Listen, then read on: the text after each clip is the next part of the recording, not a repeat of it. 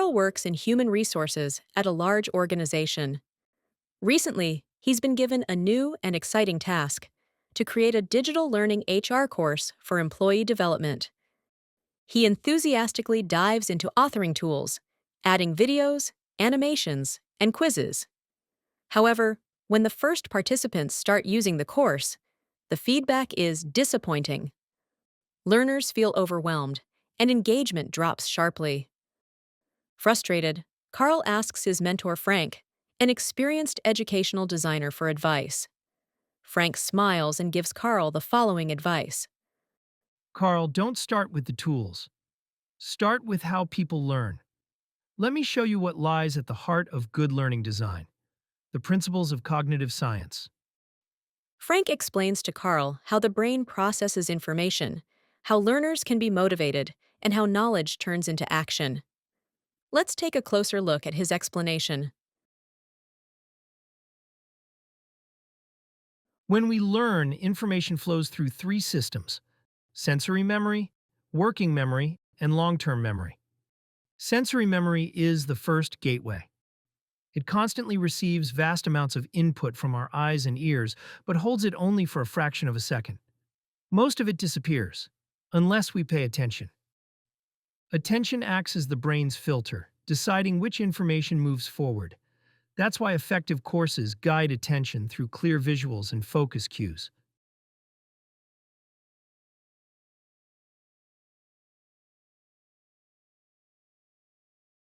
Working memory is the brain's active workspace, where thinking, reasoning, and understanding happen. It holds information temporarily while we make sense of it, connect it to prior knowledge, or solve problems. Working memory includes two subsystems: the visuospatial sketchpad for images and spatial patterns, and the phonological loop for verbal information. However, this workspace is limited.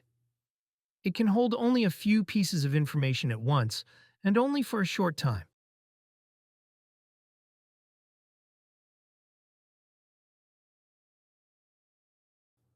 Long-term memory is the vast archive of everything we know. Here, knowledge is stored as schemata, interconnected networks of concepts and experiences. When we learn new material, we link it to existing schemata. The more organized and practiced these connections are, the more efficiently we can retrieve and use them later. Experts rely on large, automated schemata, allowing them to process complex information easily. Novices must process every detail consciously, quickly exhausting working memory.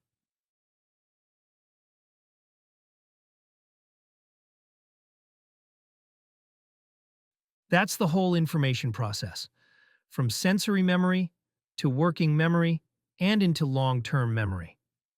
But why can't we just learn as much as we want? What's the problem? The challenge lies in the working memory. The amount of mental effort required to process information is called cognitive load, a concept developed by John Sweller.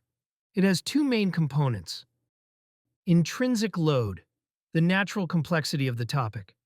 Some materials are more challenging simply because they contain more interacting elements. For novices, even basic content can feel difficult. However, for experts, highly guided materials may feel tedious. Extrinsic load, the mental effort resulting from how information is presented. Poorly designed layouts, redundant text, or confusing navigation can create unnecessary strain for learners and lead to cognitive overload. For instance, in the HR context, reading a complex legal document is high in intrinsic load, while unclear formatting or redundant slides increase extrinsic load.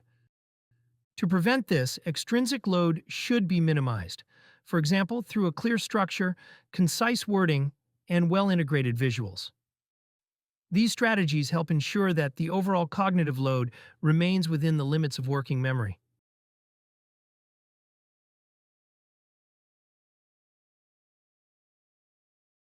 At the same time, intrinsic load varies with the learner's level of expertise, so instruction must adapt accordingly. Tasks that are too simple cause boredom. Too difficult cause frustration. The optimal challenge lies within the zone of proximal development, the area between what learners can do alone and what they can achieve with help from teachers, peers, or materials.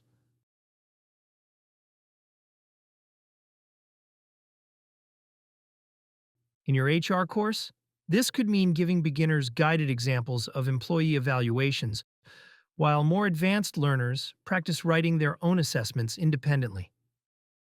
To stay in that zone, we can adjust the degree of scaffolding, the amount of instructional guidance provided. Early in learning, strong scaffolding supports understanding. Fully worked examples show every step. As learners progress, guidance fades through completion tasks or open problem solving, promoting independence.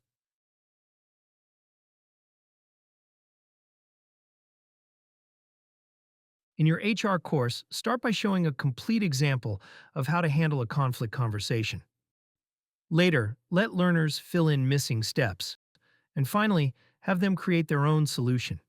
This right amount of scaffolding keeps cognitive load within working memory limits. So, Carl, as you can see, all these elements, how information moves through memory, how cognitive load influences learning, and how scaffolding supports understanding, come together in practice. By considering these factors in your course design, your training will align with how the brain processes information and make learning truly effective.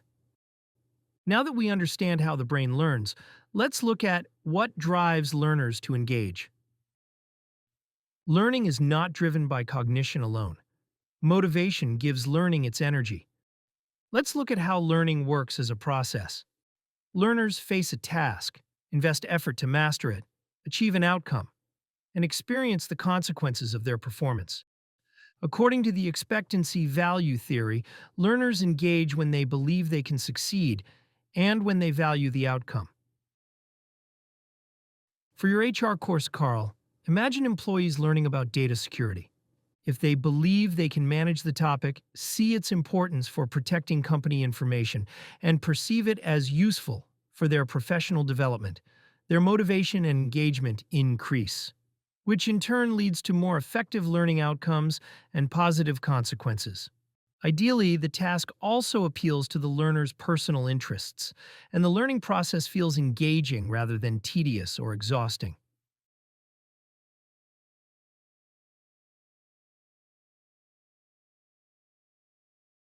Now that we understand the factors influencing learning motivation, how can we design learning environments that truly foster motivation in practice?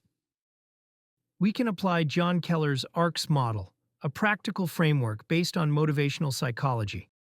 It consists of four key elements: attention, relevance, confidence, and satisfaction.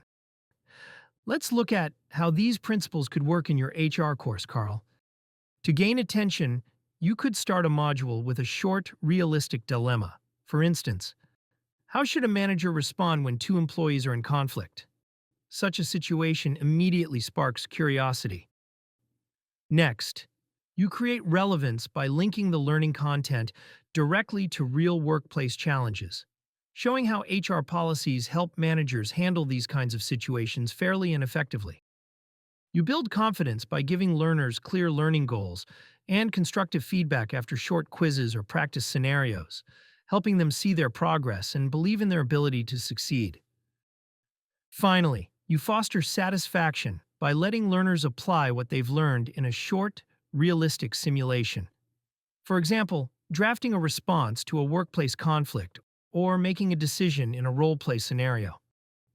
Providing meaningful feedback on their performance reinforces their sense of progress and achievement. When attention, relevance, confidence, and satisfaction work together, learners stay motivated and learning becomes purposeful.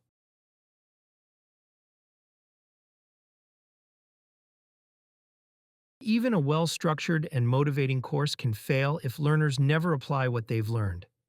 This is the transfer problem: knowledge that remains theoretical. To solve this, learning should reflect the contexts where knowledge will be used. Learners retain and apply information best when tasks resemble real-world challenges. In your HR course, you can strengthen knowledge transfer by recreating realistic workplace situations. For example, include case studies where learners must decide on effective procedures. Let them analyze the problem, discuss alternatives, and justify their decisions, just as they would on the job. These authentic, complex tasks mirror real-world contexts and help bridge the gap between theory and action.